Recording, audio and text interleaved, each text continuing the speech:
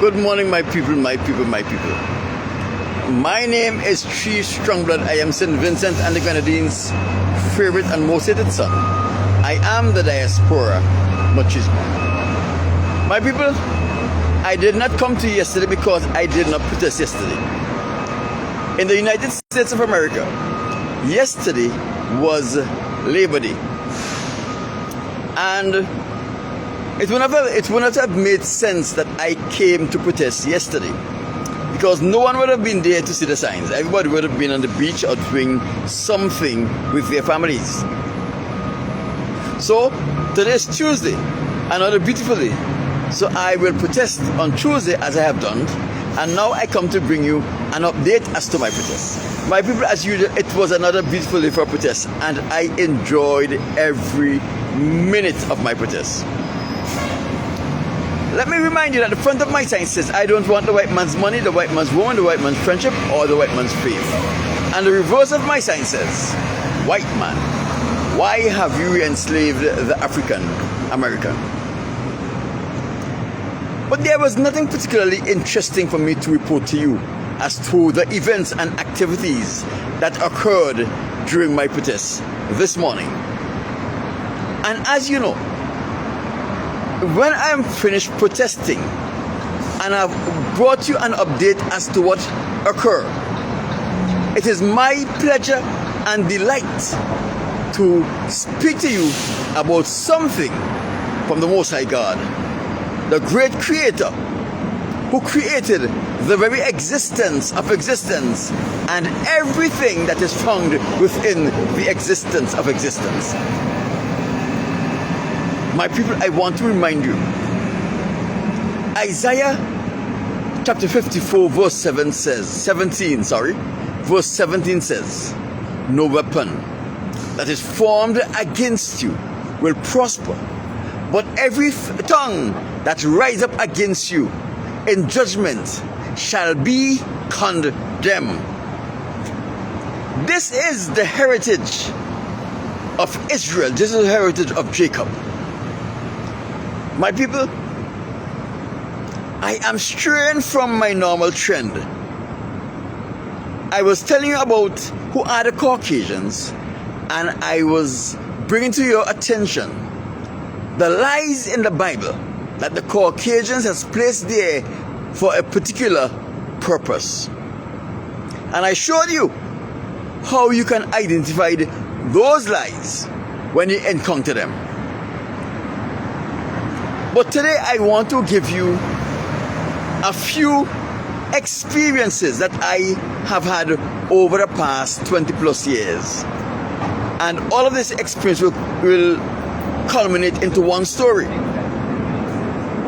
which ended just about a year or two ago. In 2004,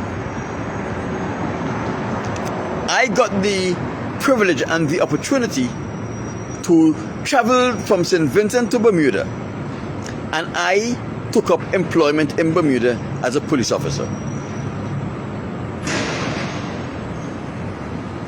Just before our orientation started, we were taken around the city of Hamilton to get to be familiar with the city of Hamilton and to conduct various aspects of business that we should conduct if we were going to properly police in Bermuda. And I went to this particular business place, and the manager of the business place, she was about 24 years old or so. She came out of her office, a white girl, a Caucasian girl, a pretty girl, big chest, big butt, big boot, bumpsy, big legs, just the way I like him. So she came out of her office, and the business place was filled. There were people who were there before us, the newly employed police officers from the islands, and there was about 10 of us who were police officers who went to that business to conduct the same affair. So while we were there, she came out of her office and she targeted me. She came to me and she pulled me aside and she dealt with me. She gave me what you will call the treatment. She made me feel special. And she told me, anytime you are in the city of Hamilton, it does not matter what you are doing, stop by just to see me. She had a pretty face. Remember, I said pretty. Mark the word. She has nice, luscious big boobs. She has a nice behind, and she has nice legs. You know, it was, in other words, it was a white girl with the shape and physique of a luscious black woman. And my chaperone said, Palmer, a girl like you, if you play your cards right, you will be set for life. I said, what do you mean? He said, well, you see this company? This company is her father's company. She's the only daughter, right? And if she like you, that means you are set for life, because they are multimillionaires, and this company that they're running is just one of several companies, and blah, blah, blah. But more important than the money, the girl looked fine. So when our orientation started, the first week we went into orientation, there was not much time to go into the city of Hamilton. Saturday and Sunday we were off. Saturday was my day to go down to the city of Hamilton to see my new found friend who will remain nameless. But Saturday was a church day. I said, you know what? Instead of going into the city of Hamilton to look for this girl, I am going to church. So I got dressed and I went to church. And while I was in church, sitting on the bench, a lady, I wonder if I should mention her name. I'll mention her name because nothing bad.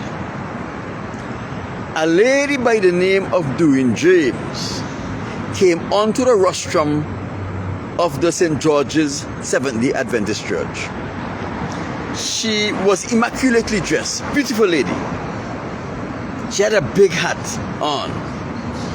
And when she walked onto the rostrum with the children, because she was the Sabbath school children division's teacher, when she walked onto the rostrum with those children, the sun peered through the window and hit her correctly. I have never seen a more beautiful woman in my entire life. My eye popped open wide. An elderly man who was sitting next to me recognized my amazement, and he looked at me with side eye and he smiled. So I asked, I said, who's that lady? He said, her name is Doreen James, but unfortunately for you, she's married.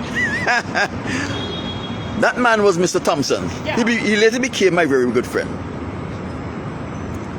Now, when I saw Doreen James, every picture or every thought of that white girl who I've now become so infatuated with cleared my mind. I was thankful to the Most High that I went to church on that Sabbath day. Before Mr. Thompson burst my bubble by telling me who she was and letting me know that she was married, I said to the Most, when I saw her first, I said to Mosai, I know why you brought me to Bermuda. You brought me to Bermuda so I can be married to this woman. And then Mr. Thompson bust my bubble. And I said to Mosai, how you can do it like that? Okay. Fast forward. Now that I'm in Bermuda, I start to get acclimatized in Bermuda. I start roller skating. I met some guys who were roller skating. I started rollerblading with them. And in come another pretty girl. I will not call her name. Nice personality. And she too was attracted to me. Another white girl.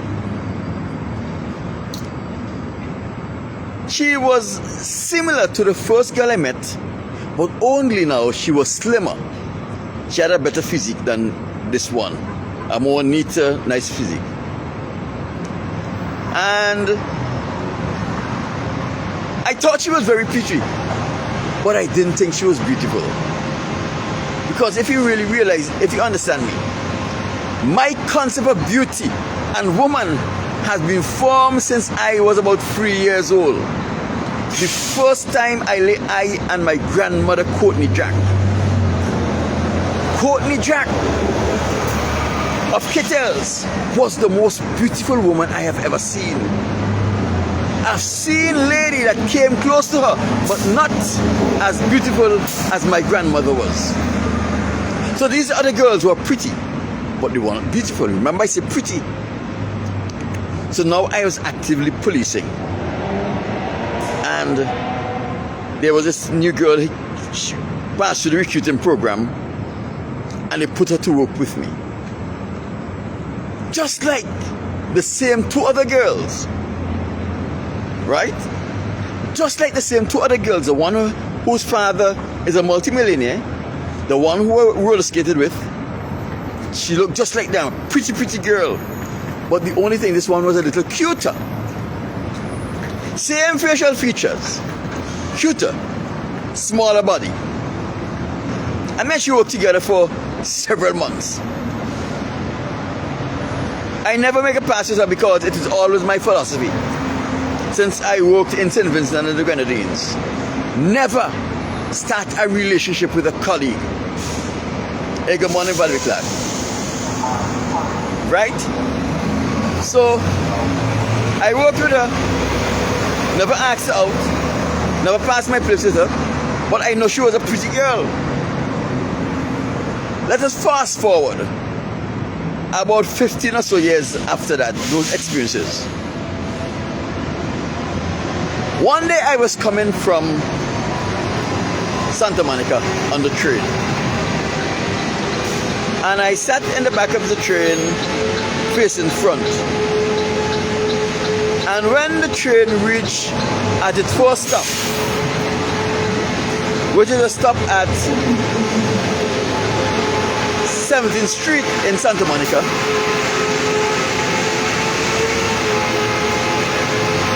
a young lady came on to the train, a young white lady, a pretty girl. And I sat there, and she sat on the same side of the train with me, facing me. So I had no choice but to look at her. And she was there smiling with me the entire journey. I'm going somewhere with this. Be patient. She smiled at me, I smiled back with her. She was a pretty, pretty girl. She looked very familiar. Like the girl at the business place looked familiar. She was a very pretty girl. Like the girl who I roller skated with looked familiar. She was a very pretty girl, like the young lady that worked with me for several months. Looked familiar, but I just could not understand what was the familiarity with these four ladies that came into my life, who was attracted to me, but whom I thought was pretty or gorgeous, but they weren't attractive. They weren't my kind of woman. And when the train reached to downtown LA and I got off, it was then it hit me. Those four white girls had something in common. They all had the face of the doll babies that were imported into St. Vincent and the Grenadines as children. Rosy cheeks, round face, rosy cheeks, lips, and the kind of grayish eyes. All of them were the splitting image of those doll babies that were imported into St. Vincent. Doll babies that my sister Charmaine had, that my sister Andrea had, doll babies that I played with when I was playing with them. So you see, if there was a particular reason why the white man created these dolls and made them available throughout the world, very inexpensive. If you notice, back in the 70s, all of these dolls look the same. Every one of them looked the same. Different sizes, different shape, but the faces were the same face. Their hairstyle was the same hairstyle. And each of these women that I came into contact with had the same hairstyle. Coincidence? No, not coincidence. There is a reason why when West Indian women come to places like America and England, they are very comfortable taking care of white children, because they have been cultured since they were children with the toys that they were given, how to take care of white children. There was a reason why black men from the Caribbean, when we migrate, we find ourselves attracted to white women, and the white women that we're attracted to are normally the fat, round-faced white women. It is because our sisters had been playing with these dolls that we would have been seeing and interacting with and playing with ourselves, that had the face of fat white woman but the body of a baby.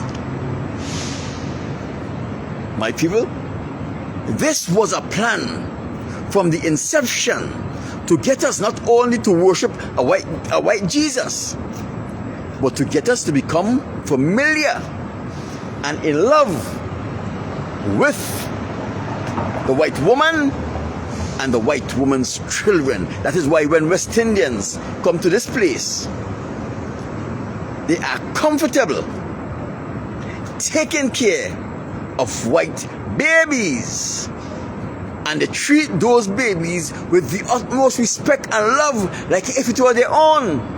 It is because they were cultured, unknown to them, subliminally, to do such. My people, it is a good thing that the Most High caused me to formulate an opinion about the beauty of a woman even before I was 5 years old. Had that not been done, I would have been caught by one of these 4 white ladies, white girls. That is why I thought they were pretty and not beautiful. You see how devious these people are? You see how ingrained their plans to keep us their slave and to keep us subservient to them have been, and we take them for granted. And we think they're nice. That's why I hate them and will hate them forever. Not only because the Most High said that, because I know who they are, I understand who they are. They are devils. All of them are a part of the same system, playing different role to ensure that me and you become slaves. You may not agree, you don't have to agree, but it don't make it any less the truth. That's why I say no weapon that forms against me will prosper, because those 4 beautiful or pretty young ladies were weapons that were used against me to try to get me involved with a white woman. And from there, sooner or later, I would have been a slave today, unable to speak freely like most of the people I know are slaves. My name is Chief Strongblood. I am St. Vincent and the Grenadines' favorite and most hated son, the Diaspora Machismo.